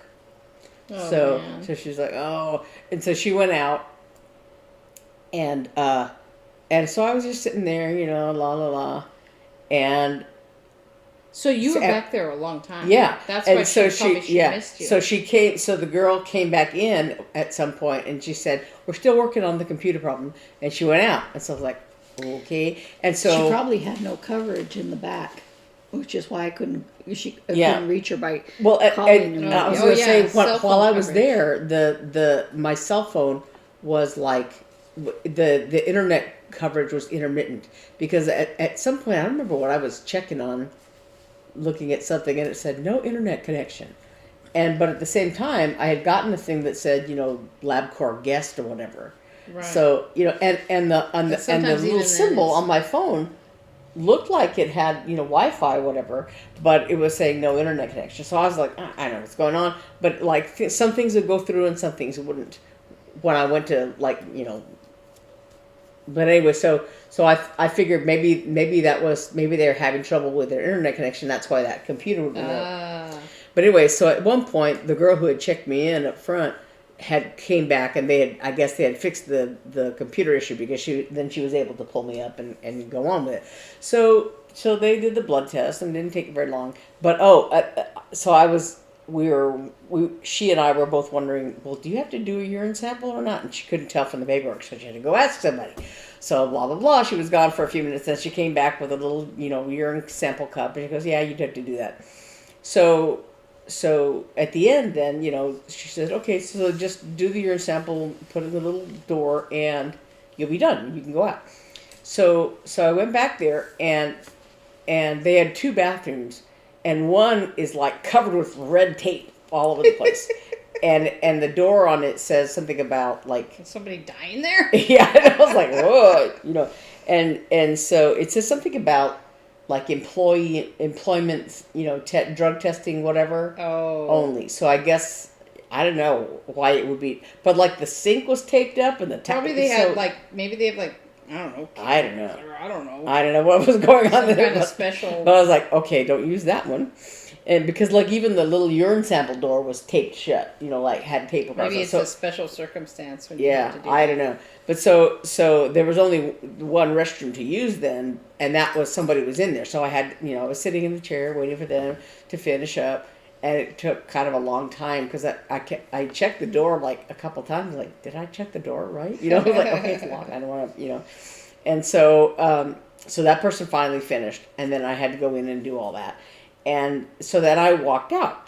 And so I went out to the outer lobby, and I texted Eve, because I glanced out the door to see if I could see Eve's van somewhere, and didn't see it at first. So I just said, I'm finally done. Are you outside? Because I knew she had to go get gas and all that stuff. So I sent that message and sat down, and I didn't get a response right away. So I, like I'm on my way or I'm outside or I'm whatever. So I thought, well, maybe that, problem that I was having was still going on. And so I thought, well, maybe I can go outside and, get 4G coverage or something and the message will go better. And so that's why I went out and sat on the little planter. And then I waited and I thought, maybe I should just call her because I can't, just in case this message didn't go through.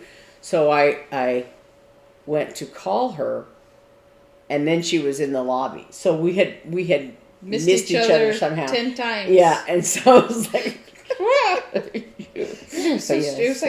was like, it's like one of those crime movies, crime shows that we all three of us watch. That's what I was going to say when she said, that when you said something about the last time I saw her. Yeah, that I thought that reminds me of like that was the last time she spoke to her daughter. The sad thing is that it happens that way. Yeah. I had a coworker whose cousin disappeared like that. I always think about that when I leave people at their house, like, make sure they get inside. But, it's like, no, I watched her go in. She's still missing. Yeah. But, yeah. All right. Yeah. So the other thing I wanted to talk about is book review because don't forget the Bobcat. Oh, the Bobcat. The Bobcat. The Bobcat's really short. All right, well, let's do that. Okay. Bobcat story. I belong to a neighborhood app. But first, remember, was it a year ago, 2 years ago? Mm-hmm. I was leaving here, but it was really late at night. Mm-hmm. And Bobcats usually hunt at night. So dusk to morning. Yeah. And I was leaving here, and I drove down the street this way, and I saw something, and I thought it was a house cat.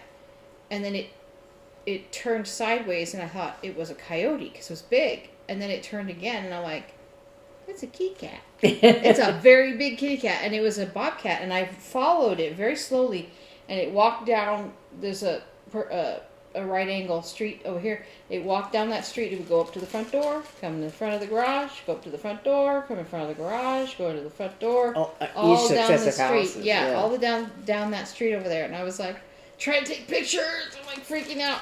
So we knew that they've been around. But at that time, they were putting in the 202, disturbing the habitat of animals. So I'm looking at this neighborhood, connect with people in your neighborhood. I'm only interested in the people like right here, right. Sure. But the corner neighbor, pretty sure it was her house. I was looking at the bushes and stuff. Well, I told him it was the corner neighbor. Oh, I see. She has a Ring doorbell thing, Camera. Yeah. And she goes, look who visited my house today. And it's a little video of the bobcat, like coming up and looking in the patio area. I think it's looking for bunnies, but it was in the middle of the afternoon. Yeah, that's scary. And bobcats don't quail hunt then.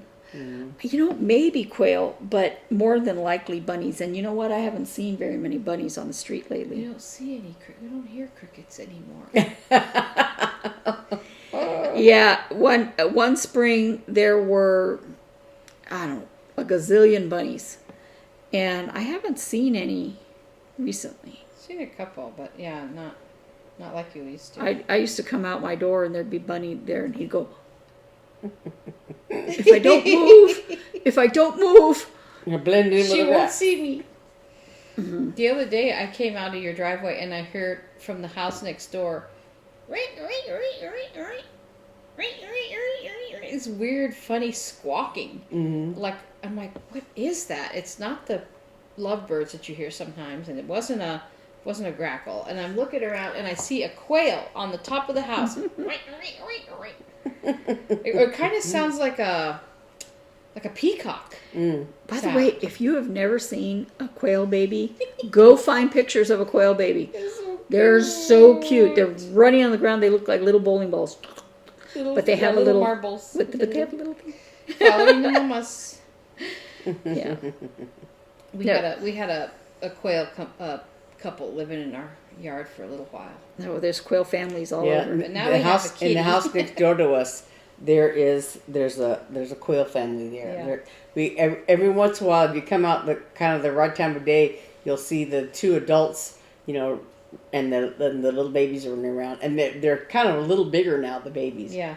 But and we sometimes see them crossing the street from the neighbor across the street to our next door neighbor. Yeah. Yeah. So cute. Yeah. So anyway, what was? Book review. So okay. So I have a partial book written, and it's about years after sort of the end of the world. It's a post-apocalyptic fiction. So I've been interested in reading a lot more post-apocalyptic fiction, and I've been disappointed over and over and over again, right? Because some of it is just bad, and I mean there's bad books everywhere. But anyway, I haven't been able to find a good one that I liked, and I'm like, ugh, have I written the only good one? No, just kidding. But anyway. So I was looking again I like on Audible. I like to listen to books while I stitch or sew or whatever. So I'm looking on Audible, and I just looked at the genre, and I found one, and I read the reviews, and I get discouraged, and I read the reviews, and and this one I read reviews, and the negative ones weren't the ones that I saw weren't that bad. And the positive ones were very good, and so I was like, "Oh, I'll give it a chance." It's called Odd Billy Todd, and it's written like there's. Oh, that's what I saw on your Yeah, thing. Odd Billy Todd. And at first, I was like, "This is a great book." It's about a viral plague. No reference to. It was written in 2019, but. And it's about a guy who has like learning difficulties. And just kind of his common sense approach to life and how he survives. And then he winds up building a community around him. But at first you're like, well, this is a really great story. And they're kind of like, the way he sees the world, he sees things other people don't see. Which is nice. The first time they say it. But then every chapter, it was like, I never thought of it. You just see the world you just see things that I don't see. You just think of things I never thought of. And like he's such and first of all, and then it's really like if there's a gun in the of course you think okay, people are attacking each other, you need guns. But if there's a gun in the book, you're going to hear every detail about that gun. This author must be a gun nut. Which I'm not offended by, but I'm just like, okay, already. And so at first I was enamored and I was liking it. And, they go on expeditions to try to forget stuff. And then they come back and they try to secure their area. And they add more people. And then, oh, well, we better go get this. It has to be done after we go out and get, because, then the wife says, or his girlfriend, whatever. It's like, oh, don't go. It's dangerous. Well, it has to be done. But once we get this done, and we'll be set, and we can just stay here. And then some other crisis happens, and then they have to go get stuff. And as soon as we get this done, and it's just there's some interesting things that happen, and some surprising things that happen, and it was okay. But by the end, I'm like, oh my gosh, this is the same chapter that I've listened to 5 times. So, and then I started to really think about it, and all the women are very sort of typical women. They do all the cleaning and childcare and all this, and the men do the man stuff. And his girlfriend is very independent, but still doesn't show it's written by a man. That's all I'm gonna say. And then he can't say, okay, forgive me, he can't say menstruation, maxi pad, tampon, anything. He has to say woman stuff. The characters are talking to each other, and they talk about, well, she needs some woman stuff. Oh, I got some of that. So I was going to say, is it the author or the character? It's the author? It's both. Oh. Well, it's the author. Okay, magnetized scissors. picking up your needles. Yeah. Well, I would say it's the characters. Okay, because they're Southern men. But then the women are talking to one another about a young girl, and she's like, one woman's, because one is a nurse and examines this young girl that they find, and they say, is she, and she means, what she's inferring is she menstruating yet? Is she old enough to have her period or whatever? Is she, yes, well, I have some things. Like, even the women, like, that's baloney. Women talking to one another would say, is she having her period? Okay, I have some tampons. Yeah. Like, that's normal. Especially women to other women. And if you're going to be all demure and not want to talk about it in front of men, okay, maybe. But women to women alone? Give me a break. And there was some that were raped. Oh, sorry if that's triggering to anyone. But, that's a thing. And if you're going to talk about... And he doesn't mind describing someone's head getting splattered by a gun. But you can't say this woman was even, assaulted, molested, you can't say that? Well, she was, I'm like, come on. If you're going to be nitty and gritty about a bullet blowing somebody's head up, then be nitty and gritty completely. So I call BS on that book a little bit. But then while I was reading that, I saw someone reference, I think in the reviews, about a book called A Boy and His Dog and the End of the World. And I started listening to that, and it is beautiful. It is beautiful. It makes me... It's such a redemption as I'm reading it. And he references a bunch of other sort of pillar post-apocalyptic books like Canticle for Leibowitz and The Death of Grass, I think, is another one. So I have those. I think Terry Blackstock's I want to read series. Those. I have them in book form, but the library has them in Audible. Okay. Audible form. Do you do the library? Audible, I'm sure. No, but I has have a them whole too. bunch of credits built up because Mark and I didn't realize that we'd bought a subscription. And they're like, That's you what have 5 happens. credits. That's what happens. Yeah. I accidentally got a subscription. I'm like, I like this. Yeah, it's good. It'd be good for Dad. We should hook him up because I think he'd like some of those books. But anyway, so that book, A Boy and His Dog and the End of the World, is really good. I don't know what's Terry going on Blackstock's is a series. Yeah. You told me about this. I want to read those. And so it's a series of 4 books, but the first one talking about when everything just goes away. And hers is, I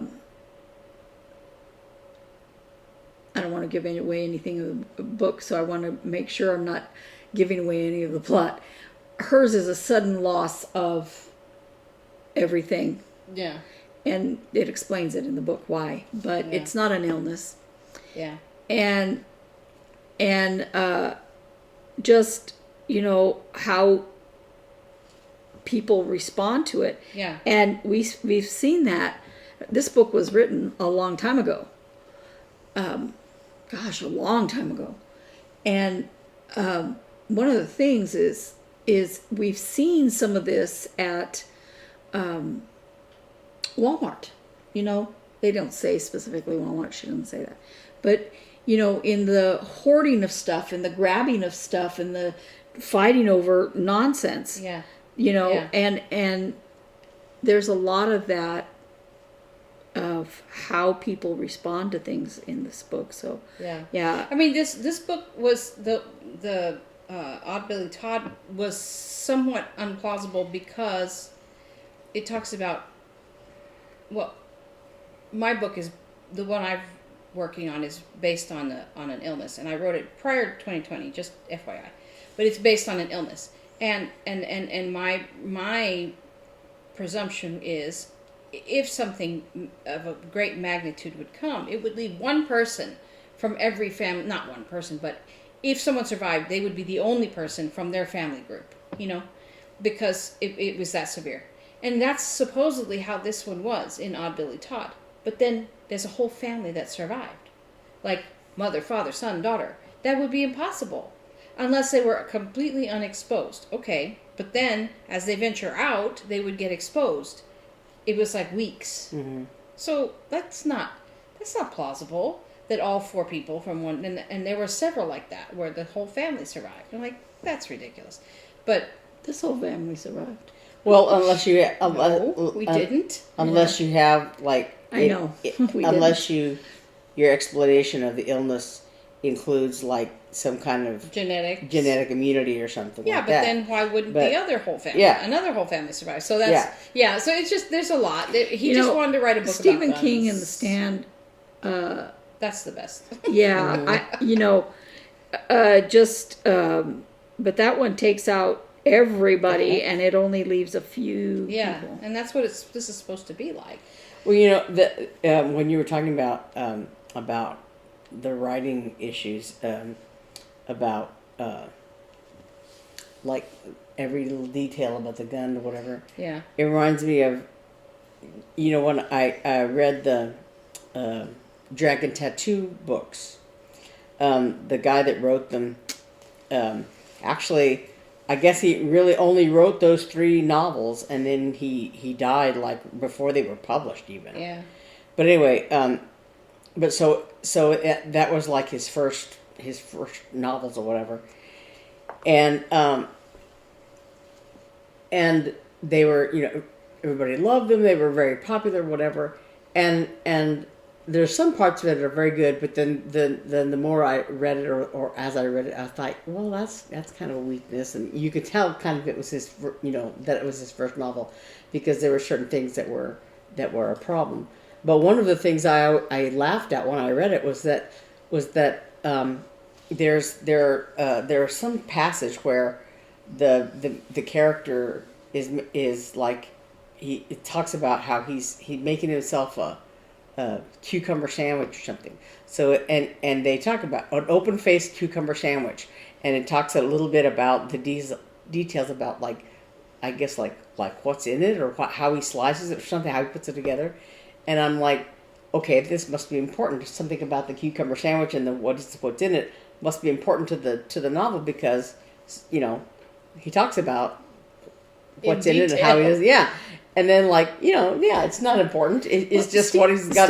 So I think that he probably wrote that as an assignment from some class and just decided to insert it into his novel. It sounded like he was maybe he was writing it as he was doing it, that kind of thing. This would be really good. This, whatever. But it's like, Stephen King puts a lot of detail in his novels. As he's driving through town, he passes the McDonald's on the corner, Yeah. But that's to center it in reality. Mm-hmm. He doesn't over-explain Yeah. He's stuff. great. And if you can stomach him, he's a great writer. No, so there was one thing like that in Odd Billy Todd. I thought it was going to be a big deal. Uh-huh. They had slaughtered a calf, and he knew. Of course, his parents left him all the notes of how to do everything. So he worked the hide. He worked it out, and he had met a leather worker, and he'd come to live there, and so it was getting on Christmas, and he's like, I wondered if you could make this into a coat. He brought his girlfriend's like a denim jacket that she wore, one of the denim jackets she had, and he's like, I want to give this, if you could make this calf skin into a coat for her by Christmas, and he's like, I think so. I think I can do it, and so blah blah blah. I never, he doesn't give it to her. There's a big hullabaloo at Christmas time. He never gives it to her. You don't see, oh, she loved it, or where's my denim jacket that you stole? Because because I guess he was going to have to take it apart, take the denim jacket apart to get, yeah. I'm like, what happened to the calfskin? I'm finishing the book. I'm like, whatever happened to the calfskin jacket? Why did you tell me all about the tanning of the hide and the this and negotiating with it? I'm like, no, I hate that stuff. It reminds me of when I was in high school, and I took a theater class, and one of the things we were like, one of the assignments we had was to design a set, for a play or whatever. But one of the things the teacher talked about was like the idea of like how you design it, of foreshadowing something.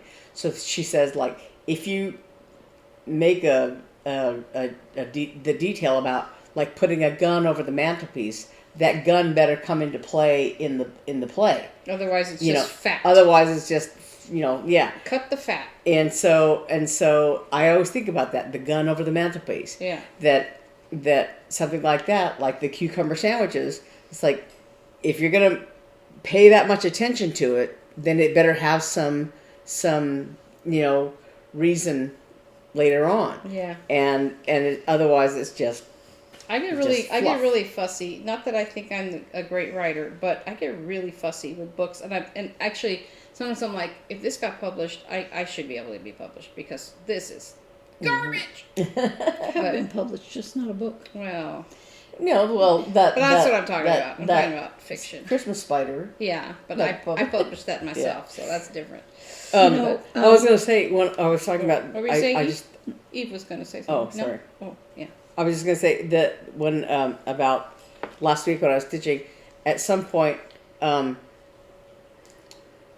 had gone to use this silk, this Granny Smith green, and all these other ones are sort of 6 or I don't know how many plies, these long hanks, and I can just cut them in half, cut them in half, cut them in half.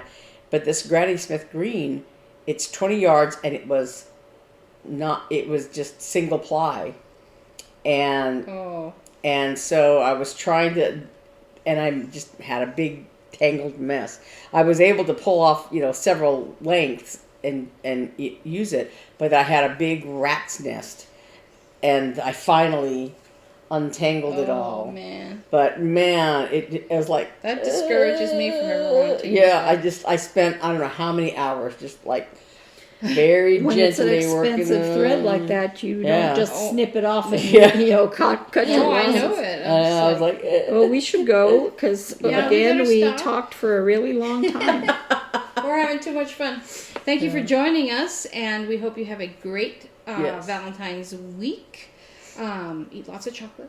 It's very important. It's very important to your diet and your health. I mean, come on.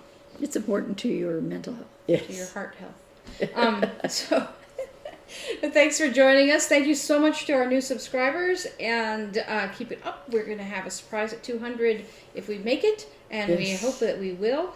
We're so happy to have all of you, and we thank you so much. Yes. Have a good week. We'll see you next week. Bye.